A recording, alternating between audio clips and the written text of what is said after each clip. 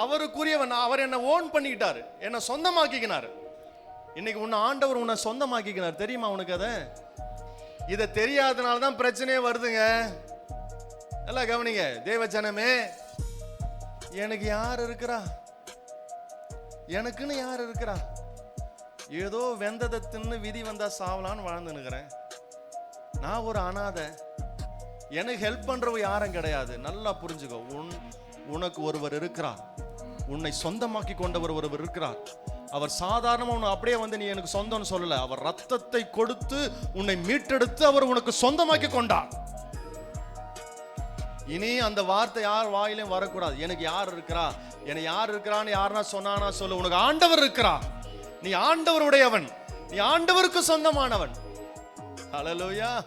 தேவஜனமே, இதை தெளிவா நீ மனசுல புரிஞ்சுக்கணும். நான் ஆண்டவர் எனக்கு இருக்கிறார், நான் ஆண்டவருடையவன். I am belong to Jesus. என ஆண்டவர் ஒருவர் இருக்கிறார், அவர் எல்லாவற்றையும் எனக்கு பார்த்து கொள்ளுவார்.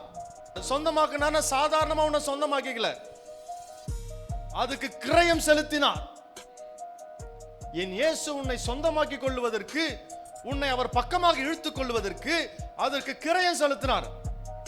அந்த இயேசு போயிட்டு நீ போய் ஒரு நல்ல ஒரு பெரிய ஒரு மாடா கொண்டு வா, ஒரு பெரிய ஆடா கொண்டு வா, ஒரு பெரிய கோழியை கொண்டு வா, ஒரு புறாவை கொண்டு வா, இதை கொண்டு வந்து இதை ரத்தம் சிந்தி எனக்காக ரத்தம் சிந்து, அதை நான் வந்து என்ன பண்ண, அந்த ரத்தத்தை நான் ஏத்துக்கிட்டு நான் உன்னை சொந்தமாக்கிக்கிறேன். இப்படி சொல்லல என் இயேசு. என் இயேசு என்ன செஞ்சாரு, என்ன தெரியுமா செஞ்சாரு? உன்னை சொந்தமாக்கி கொள்வதற்காக அவருடைய ரத்தத்தை உனக்காக சிந்தி, நீ என்னுடைய பிள்ளை, நீ இந்த உலகத்தில் தரித்திரமாக வாழ்வதற்காக நான் உன்னை தெரிந்து கொள்ளவில்லை, நீ ஏதோ அனாதையாக இருப்பதற்காக தெரிந்து கொள்ளவில்லை, நீ ஒன்றுமில்லாமல் இருப்பதற்காக நான் உன்னை தெரிந்து கொள்ளவில்லை. நான் உன்னை சொந்தமாக்கி கொள்வதற்கு ஒரு கிரயம் செலுத்தினேன், ஒரு விலை செலுத்தினேன். அது என்னவென்று சொன்னால், என் ஜீவனையை உனக்காக நான் கொடுத்திருக்கிறேன், என் ரத்தத்தை சிந்தி உன்னை நான் சொந்தமாக்கி இருக்கிறேன். இப்படி ஒரு தெய்வம் யாருங்க? இப்படி ஒரு தெய்வத்தை வச்சுக்கிட்டு நீ எப்படி நீ வந்து சோகமா இருக்கலாம்? பக்கத்துல பார்த்து கேளுங்க, இவ்வளவு பெரிய தேவனை வச்சுக்கிட்டு இன்னும் நீ அநாதன் சொன்னேன்னா நீ ஆண்டவரை இன்னும் புரிந்து கொள்ளவில்லை. ஹல்லேலூயா. என்னை சொந்தமாக்கி கொண்ட ஆண்டவர் சாதாரணமா ஏதோ சிம்பிளா என்ன சொந்தமாக்கி கொள்ளலைங்க.